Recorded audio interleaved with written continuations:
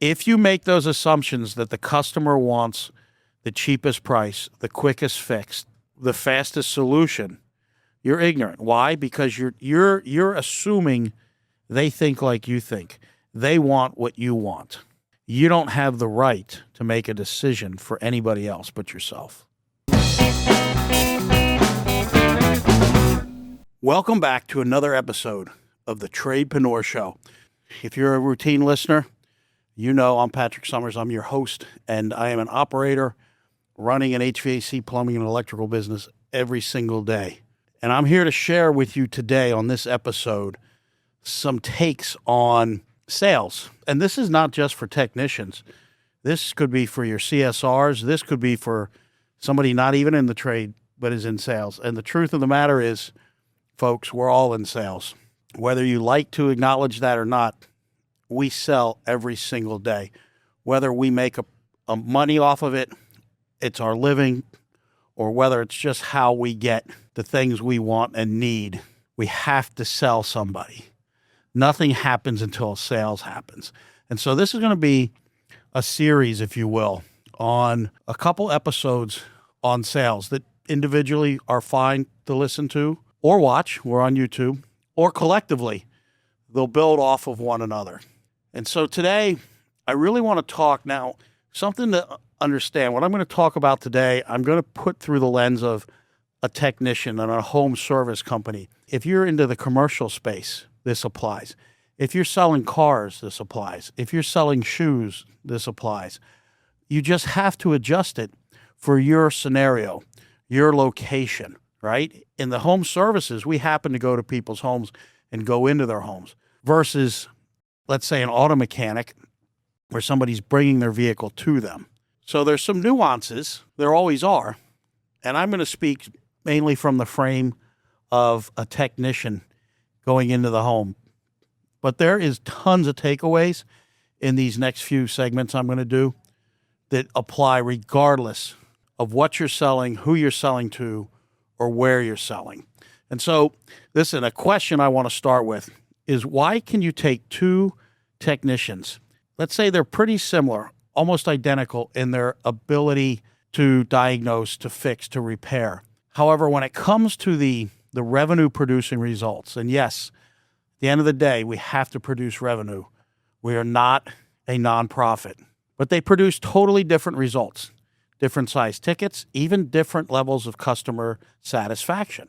And ironically, the lower ticket, the lower price for the consumer is not always the driver of customer satisfaction. It only applies when somebody is price sensitive and wants the lowest price possible. And the first lesson you're going to take away from this that I'm going to share with you, if you don't already know this, is not everybody is price sensitive. Not everybody has price as their driver.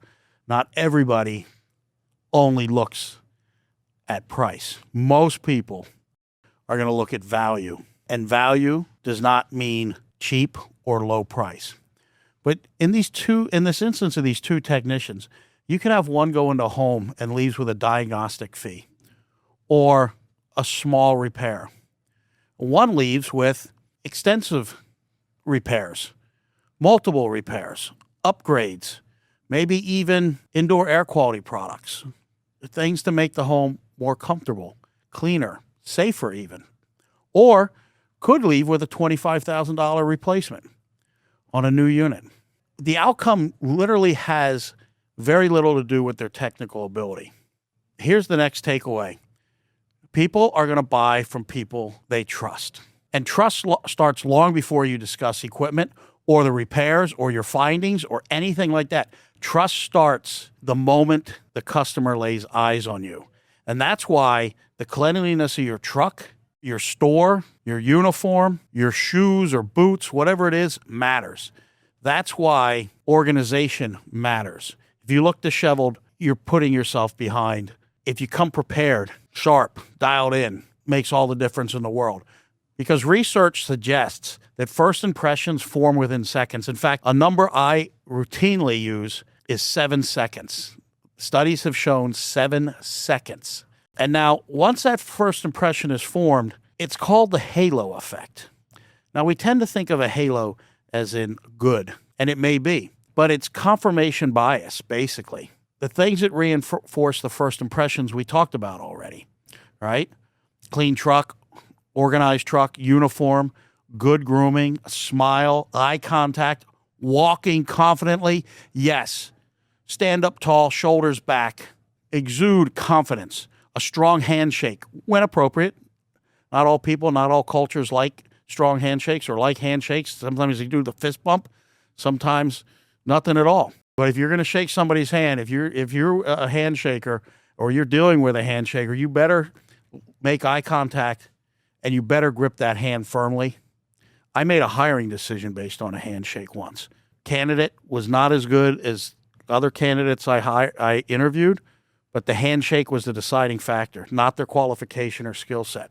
Listen, your tone of voice matters. The energy you bring matters. Your enthusiasm matters. Customers don't care about your tools. They don't care about your skill set. I mean, they assume you have that or you wouldn't be in their home, right? So the thing you have to do is set up a good first impression. So when you pull up in front of that house, when you unlock that door to your store, when you step onto that lot, make sure you're looking good. Make sure your uniform's clean. Make sure your truck is clean. Here's a trick. It's amazing what a little Armor All or that tire magic will do for your appearance. I used to spray my truck about every other day with the tire shine stuff, and it got noticed. And somebody tends to overlook the little imperfections because they're like, wow, look at the tires. This guy's got it put together. It sounds funny, I know, but believe me, it's kind of like noticing somebody's shoes. You have a good pair of shoes on, people notice. It carries forward this positive confidence, this wow. Because most people neglect the shoes. I'm going to tell you, most people neglect the shoes. So listen, you get to the house, you get to the front door, customer comes into your shop. You have to build rapport. You have to establish rapport first, and then you have to build rapport. It's not hard to do, but it's not easy to do. Now, let me explain that. Somebody comes in or you go into a home, if you are not genuine, if you are not coming off as authentic, people are going to pick up on that. And then you're going to be labeled as phony or not authentic. So there's an acronym, been around for a very long time. This is not my creation or anybody else's. This has been around for a long time, and it's FORM, F-O-R-M, FORM. And when you use the acronym FORM, think family. Is there something you can relate to on a family level, right? Perhaps they have grandchildren. Perhaps there's pictures. You can tell they're proud of their grandchildren. Perhaps there's a grandchild or a child in a Little League baseball game. Perhaps you have a child that plays Little League baseball. Perhaps you coach Little League baseball. There is an association right there that you can genuinely talk about and connect with the homeowner or the customer or the client. So family is number one. Number two is occupation. Can you discuss their occupation? Now, I will tell you, I was a volunteer firefighter. I love the fire service. I went to a house when I was in the field as a technician, and I did my call, it was a maintenance, did the service, everything, went well. It was a single air conditioning unit, and they had one of these evaporator coolers or swamp coolers that was, mounted to the side of the garage to help cool the garage. Well, if you're familiar with evaporator coolers, they can be dirty if they're not maintained, the scale build up and things like that. Anyways, when I'm done, the gentleman writes me a check. So we go into this little den, little office. And when we go in there, it is loaded wall to wall with firefighting memorabilia, stuff from his career, certificates, awards, stuff from his retirement. And I just said, wow, were you a firefighter? He said, he sure was. And he mentioned it was up north in California. We probably spent 15 minutes talking about the fire service. I shared with him that I was a volunteer firefighter and once considered a career in firefighting. And so we're at the end of the call, and he literally says to me, he says, you know those units that are like, I think they're called mini splits or they're ductless or something like that. I said, yeah. He says, do you think somebody could give me a price on one for my garage? I want to get rid of that swamp cooler and put one of them in. I was like, yeah, of course. I can call right now and get somebody out today. He said, yeah, that'd be great. Set the call up, went out, and the comfort advisor sold him a brand new ductless mini split for his garage. Now, that rapport was established at the end of the call. And not that we didn't have rapport, but that took it to a different level. There was something I could genuinely talk about that he obviously was proud about and was his career. And I could talk with passion about it. So that's another lesson.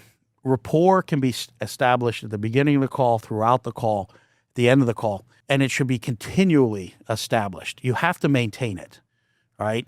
It's not a one transaction deal where I've checked that off. I've established my rapport, right? So family, occupation, recreation. Do they have an RV? Do they have side-by-sides? Do they have a big backyard with a pool? Whatever it is. Do they have pictures of them vacationing, right? You can talk to that. The M is material possessions. So material possessions is kind of the catch-all, right? But, maybe they got some nice artwork. Maybe they got a beautiful TV, huge TV. Maybe they've got some nice vehicles. Maybe they've got, I don't know, some cool collection of something. Something you can relate to, but it's really important that you can speak to it, that you can have some passion and authenticity about it. And that's why the FORM acronym is so good, because it reminds you family, occupation, recreation, material possessions. Think in terms of, can I speak about this? If this conversation goes further, can I hold the conversation? Or am I going to look like somebody that just threw a compliment out for the heck of it? It's really important in establishing that rapport. You have to be authentic. You have to be genuine. And the more you can be knowledgeable in what you're paying that compliment to, connecting on, asking questions about, the better it will be for you.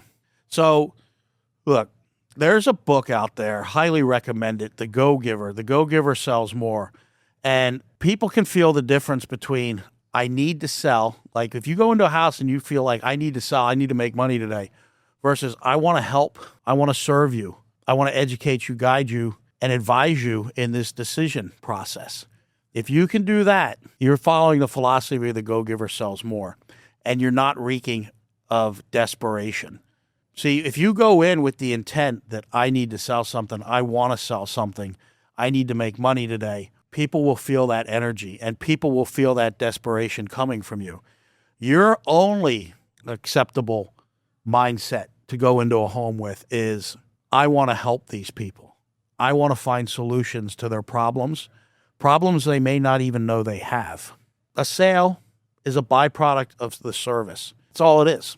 Now, when you sell to somebody, when you present to somebody, when you go through a discovery process for somebody, the other element that is really important in helping establish that rapport, that likability, and that trust is know who you're speaking to. Know who you're speaking to.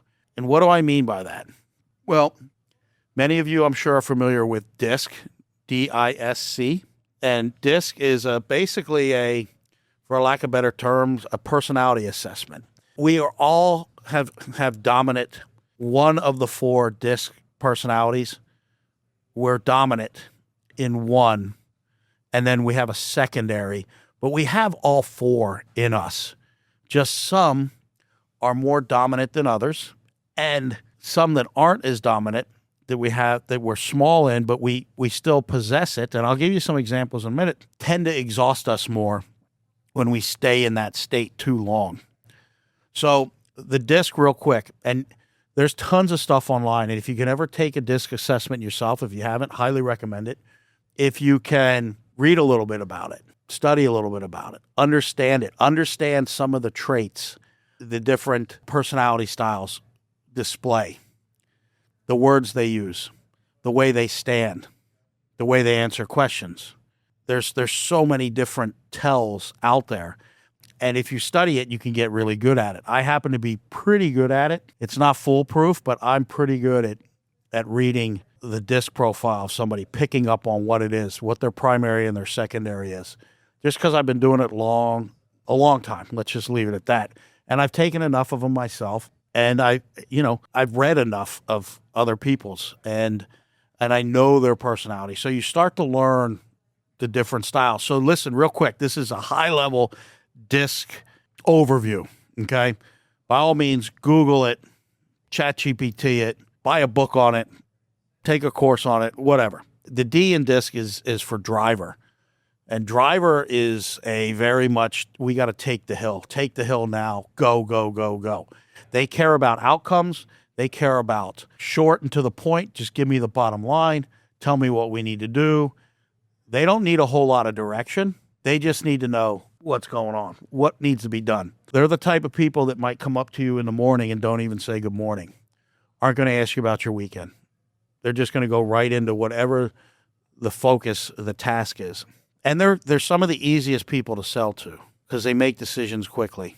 But they're also the ones that can intimidate somebody without them intentionally. They don't set out to intimidate, but they can intimidate just by the manner that they are, the way that they are. And that can frazzle somebody that's unprepared for it.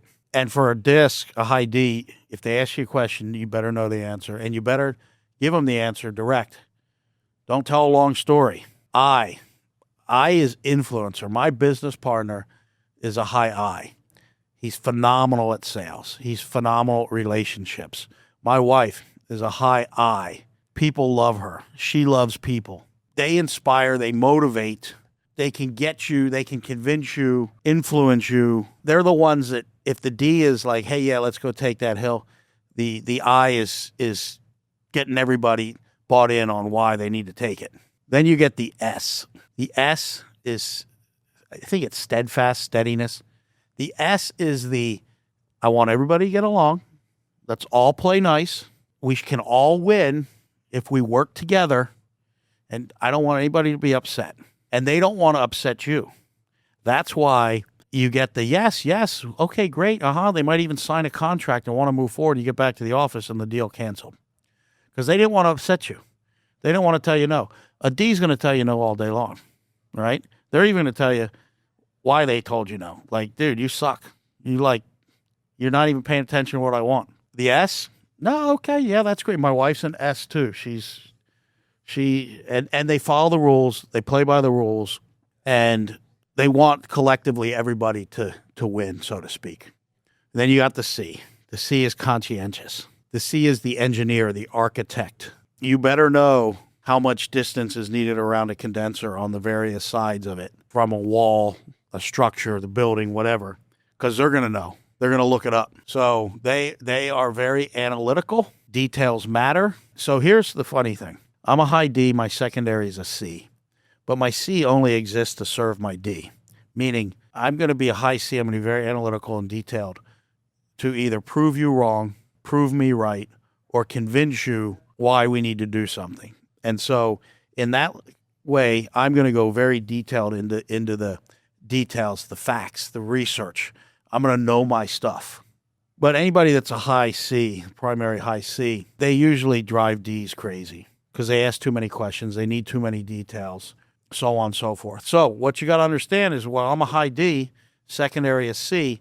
If I got to go into the S or I got to go into the I will get exhausted quickly. I will burn up a lot of my energy, mental energy, if I have to stay in those roles too long because it's not my natural state. Just like a high S, high I has to go into a high C role, high D role, whatever. Mix and match any way you want. You have your primary natural state where you thrive, that's who you are. And then you have typically a secondary state and then your other states. But you have all four of them in you. And I hope I'm not making this too confusing. But if you go into the house and you try and sell to a high D, if you're a high C and you try and sell the way you like to be sold and presented to a D, high D, it's not going to go well. Vice versa. If you're a high D and you go in and you're going to present to a high C like you do a high D, not going to go well. It's not going to go as bad as it will if you do that to a high S, for sure.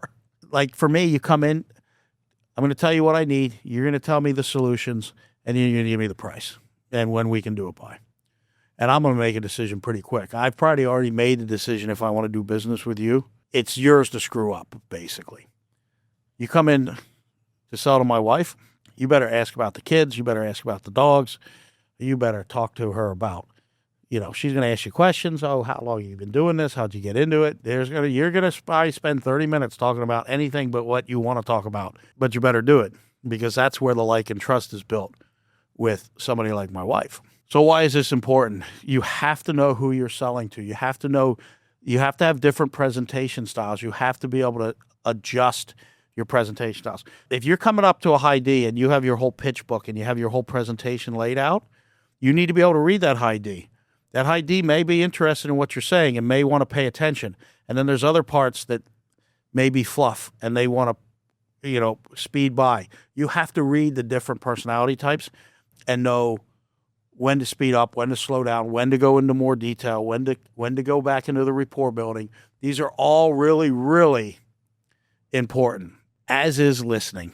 We have a software that can check when we get the customer's permission to record the call, and it will measure how much time the salesperson's talking versus the customer talking. And are you listening? Are you listening to the homeowner? And are you asking the proper questions, open-ended questions, and then listening for the response? Closed-ended question is one thing. It's kind of like, I'm trying to think of a good example. It's easy to think of one. I'm just trying to relate it to sales. So you go to somebody's house. How long have you lived here? Oh, 10 years. Have you lived here long? Yes. Now, take that question. What made you pick this neighborhood? What was it about this neighborhood that appealed to you? Oh, well, when we were first married, we were looking for a place to live, and we knew we were going to have kids, and we wanted to have a blah, blah, blah, blah. You're going to get information out of them. Now, are they necessarily going to say, and so we've been here 10 years? No, but you can now lead into, they're going to give you enough information that you're going to get a good idea of what's going on. And they may talk about how long they've been there, but then that's going to give you the opening to be like, well, was this air conditioning here when you moved in? Yeah, it's the same one. So how long have you lived here? See, it's not you just use open-ended or you just use closed-ended. You got to use open-ended questions and then bring in the closed-ended questions. Use them together to get information in a natural, flowing way that also, again, builds rapport, helps you build rapport, all right? So this is just a very basic level, basic things to do when you're going into the home. Or again, somebody's coming onto the car lot, somebody's coming into your store, maybe you have a store you sell at. You have to build that rapport. One, starts with the first impression. You got to have the right first impression. That's why if I'm coming into your store better be clean and organized. It better make sense. It better not be dirty. The trash better not be overflowing onto the floor. You better look professional. And that doesn't mean you have to be wearing a suit, but if the company has a uniform, wear the uniform with pride. If it's business casual, make sure your gold chain is you're not going to the disco. It's not Friday night. Save that for the disco. Establish that first impression. 7 seconds. Key number 1, get the right first impression. Because if you don't get the right first impression, it's something like 14 or 15 encounters you have to undo a bad first impression. That doesn't mean you have to go to the house 14 times. That means you're going to have to go in that call. It's going to take about 14 more, I believe that's the number, engagements with that homeowner to undo that negative first impression. So set the positive first impression to begin with, and then go about reinforcing it by building rapport, using things like the acronym FORM, family, occupation, recreation, material, possessions. Establish that link, that connectivity, that likability, and that trust. And then know who you're talking to, know who you're presenting to, know who you're trying to help, and whose problems you're solving. And approach it with the attitude of, I am here to help you solve a problem. I am here to help you find a solution, possibly to a problem you don't know you have. Think about an experience where a typical routine transaction was a whole different level based on the interaction with the sales professional and them approaching you with the idea that I want to solve a problem rather than I want to sell you something. First impression, establish rapport, and continue to build on that rapport through the entire engagement. Know who you're selling to, who you're presenting to, who you're helping to solve a problem for. Know their personality style and match it. They talk about mirroring a lot, and all of that different stuff. Well, match what they are, who they are. Now, it doesn't mean if they're high D, you come in and be a high D, right? And try and run over them. It just means match your presentation style to what they are most receptive to and who they are. Let them lead that. Give them that part of the control. You're ultimately in control. But when they feel that they're in control, it continues to build that trust and that rapport. And always seek first to understand, then be understood. Think win-win, and begin with the end in mind. Those are the first 3 habits of the 7 habits of Stephen Covey, 7 habits of highly effective people. And if you can start applying, begin with the end in mind. This is the order they go in. Begin with the end in mind. What is the end result I want? I want to solve their problem. I want to help them improve their environment, improve their experience, improve their vehicle, improve their comfort of their feet when they're walking because they like to walk and hike a lot. Whatever it is, begin with the end in mind. Seek first to understand, then be understood. It's part of your discovery. Understand what their issues are. Understand what the challenges are. Understand what their apprehensions are. Understand why you're there today or why they're there today. Then think win-win. What can we do where we both win? Obviously, you want a sale. You want a transaction to happen. You want them to have a problem solved. What is the most appropriate solution to their problem? Do not assume that the most appropriate solution to their problem is what you would do, and do not assume it's the cheapest price or the cheapest fixed or the quickest. Do not make those assumptions. If you do, you're ignorant.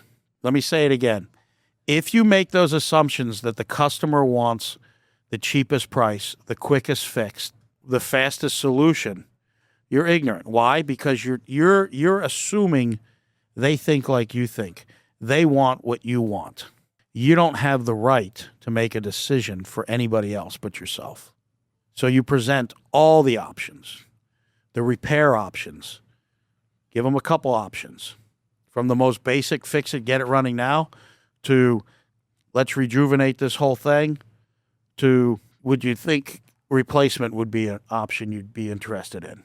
And then if that's the option they want, give them the cheapest thing you have all the way up to the most grandiose, top-of-the-line thing you have.